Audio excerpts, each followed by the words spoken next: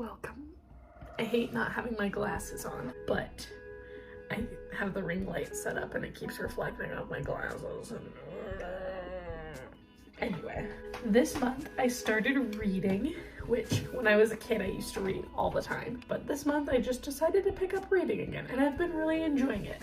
So I wanted to do a December reading wrap up, and it's almost 2024, so I'm hoping to make a reading goal and maybe I'll do these every once in a while. So I wanted to give a couple disclaimers. Since this is my first book video, my rating system as far as stars go is only between 3 and 5, and I'm probably not gonna do like 0.5s, 0.25, stuff like that, because I don't even really understand my own rating system yet. But what I do know is that if a book to me is under 2 stars, I'm not gonna waste my time reading it.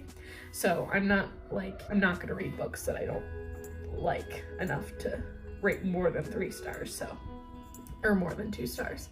Also, I'm not going to, I'm not saying that I recommend all these books unless I specifically say I recommend these books. I trust that parents are going to monitor what their minor children are reading. So don't just take the fact that I read it as you're gonna hand this book to your 13-year-old child. Make sure that you're looking at parents' guides and whatnot, because what I'm comfortable reading might not be what you're comfortable reading. So that's just what I have to say about that. I know, when I watch a reading wrap up, I love when someone holds up their book and they're like, I read this book and look how floppy it is, and I annotated it with my fancy pastel highlighters. I love that, I do. But your girl is broke. I'm not gonna be buying books, and that's part of the reason why I wasn't reading sooner than this, was because I wanted to buy the books to read them. But books are expensive. So I've been using the Libby app, which is really cool because you can just log in with your library card and you can just read all these books for free. So that's what I've been doing, and at the end of the video I'm going to show you how much I saved by doing that. I saved a lot of money. I saved a lot of money by not buying these books and borrowing them instead. So let's get started. First off, this month I read Daisy Jones and the Six. Now, looking back, I'm like, what a random place to start. And it was, but basically I knew it was pretty hyped up. I knew it was popular, that people loved it.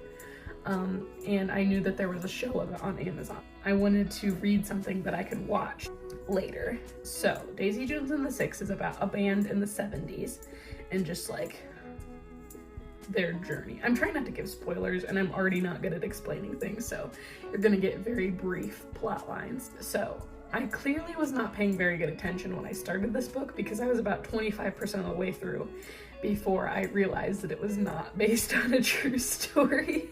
I was very invested in the characters. I really wanted to hear these songs, so that was a little bit disappointing. If you decide to read that book, it is not a true story, so don't be fooled like I was. After I read the book, I did go ahead and watch the show. I would not recommend the show. It was okay. The music was good. I would recommend the soundtrack, especially after you read the book and you wonder what the music sounds like and what Daisy's voice sounds like. Go ahead and listen to the soundtrack on Spotify, but I wouldn't recommend the show, and my nose hurt after watching it, so that's all I'll say about that. But anyway, as far as the book goes, I give it 4 stars. The next book I read was Better Than the Movies, which is another one that was highly recommended. It was okay. I've heard that it's compared to the movie The Duff, which is a fine movie, but I couldn't unsee that. So even some of the characters had the same names and stuff like that. I kept picturing The Duff. It was okay.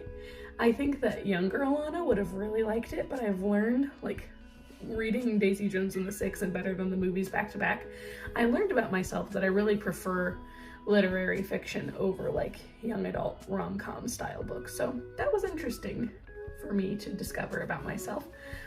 So I give Better Than the Movies 3 stars. So this one I was very excited about. I actually listened to this one on audiobook, and that was Talking as Fast as I Can by Lauren Graham. Oh, I forgot to do authors before. Daisy Jones and the Six is Taylor Jenkins Reid. More on that later. Better Than the Movies is by Lynn Painter, I believe.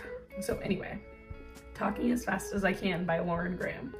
I was on the intro. I wasn't even into the chapters yet. I was on the introduction, and I was holding back tears because there's just, first of all, hearing Lauren Graham read her own book was a really cool experience. But just like hearing her talk about behind the scenes Gilmore Girls and stuff, it just tugged at my heartstrings. So if you're a big Gilmore Girls fan, you should definitely listen to the audiobook of Talking as Fast as I Can. Definitely recommend. 5 stars. Next, I read A Good Girl's Guide to Murder, which a lot of these books that I read are like recommended popular booktuber book talk books, but I had to start somewhere. So anyway, A Good Girl's Guide to Murder, I really liked it. I actually started this one night, and then the next day I binged the entire thing. So it was like 5 p.m. and I was still in my pajamas from the night before. Like, I just laid around reading this book all day. I didn't get anything accomplished, but it was just very captivating. It had lots of good twists. I liked that. I liked the plot. It felt like I used to play those Nancy Drew computer games, and it kind of felt like reading a Nancy Drew computer game. So if that makes sense, but I really liked it. It felt interactive even though you were just reading the book. So Good Girl's Guide to Murder by Holly Jackson, 5 stars. Next, I tried to read this book called, okay, I have written down that it's called 4 Days with You, but I think it's called 4 Days of You and Me, or I don't even know what it's called, but I DNF'd that pretty quick because I thought it was boring. I thought it was immature. It just was not my style. So anyway, I didn't finish that book. Next, I did the audiobook of Have I Told You This Already by Lauren Graham. So just more stories by her. I didn't enjoy it as much as Talking as Fast as I Can because I guess just mainly because it was less Gilmore Girls focused, but it was still really good, and I gave that one 4 stars. After that, I also started Happy Place by Emily Henry because everybody stinking loves that book, and I DNF'd it. I know that that's probably controversial because everybody loves Emily Henry, but I also tried to read People We Meet on Vacation last year, and I didn't really get into that one either. So it's not like I don't like Emily Henry, I just can't really get into her books. So maybe I'll try another one later, but maybe Emily Henry's just not for me, so that's okay. Then I rolled into The Storied Life of A.J. Thickery. I really liked this book. I don't really know how to explain it because I don't really know that it's like about anything. You just kind of like, it's about a man who owns a bookstore, and you pretty much just have to take that and just give it a chance because it's kind of, you just kind of roll with it. It did feel kind of slow at times, but I just was like, as I was reading it, I was like, this is just a genuinely good book. Like, you just gotta try it out. I would definitely recommend this book for an adult. So I think I give it, I know I said I wasn't gonna do halves, but I give this one 4.5 stars because I think I loved it. I liked it enough to recommend it. We'll just leave it at that. Okay.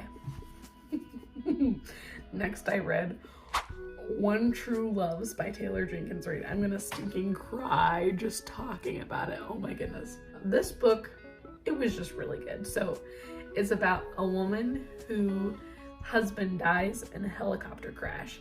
I think this is all just stuff that's on the back of the book, so I'm not spoiling anything. Anyway, she goes through the mourning process and she starts to get up on her 2 feet again, and she gets engaged to somebody else. And then she finds out that her husband didn't even die. He's still alive. So then she has to choose between them. It was a lot. It was heartbreaking, and it was heartwarming, and it was just like, you're on the edge of your seat the whole time. You don't even know who you want her to end up with. Like, you might. I didn't. I was like, I could go either way. How is this gonna end? I do believe it's my favorite book that I've ever read to date. So obviously I gave it 5 stars, but man, it was just, whew, it was something all right. I think that I really like Taylor Jenkins Reid. So right now, actually, it's December 28th as I'm filming this. I'm in the middle of 2 other Taylor Jenkins Reid books right now. So if you want to Taylor Jenkins read some of her books, anyway, I will just say real quick, I know like people have like lines and stuff that they like in books, but in One True Loves, there's a part where the guy, well, this is gonna spoil something. Okay, if you don't want spoilers, then skip ahead the 10 seconds 2 times. So he's in the shower and he's thinking to himself that he should save the buckets of water. I wanted to bawl my eyeballs out. and he could have saved my tears in a bucket of water. Whew, okay. One True Love is a really good book, and I would recommend that one too. Probably, I would just recommend it. It was good. It was good. Okay. Oh, was that that was the end of my list. Okay. Here's what I learned in my December reading journey. I prefer literary fiction over like silly, goofy. I like to watch romantic comedies. That's like my jam. And I rewatch the same ones over and over and over again. But when I'm reading, I like to put my mind to work. Not to work, but like, I just like to think deeper when I'm reading something. So I feel like for me personally, reading something over a course of however many hours that I could just watch the same thing in any style that I want in an hour and a half, I just don't really want to do that. Something a little bit deeper, a little more substance. For autobiographies, I would definitely prefer to listen to them than read them. So I really enjoyed listening to Lauren Graham's autobiographies, and I think I want to listen to the other day I thought of somebody's audiobook that I wanted to listen to, but I don't remember who it was, so much for that. So now I will go ahead and show you how much I saved by using Libby.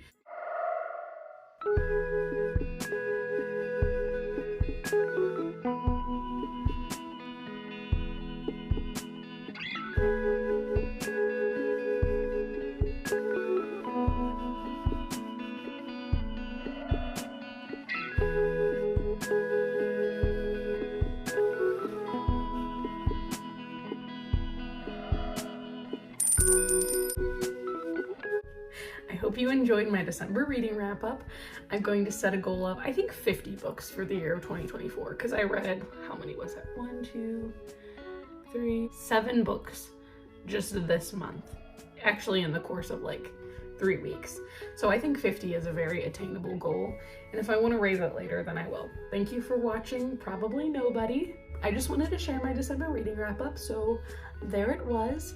And hopefully I can get the energy and the desire to do it again in January, because I think I'm going to be reading a few more books in January, and I know I'm already started some now. So anyway, we'll see how that goes. I'll catch you later.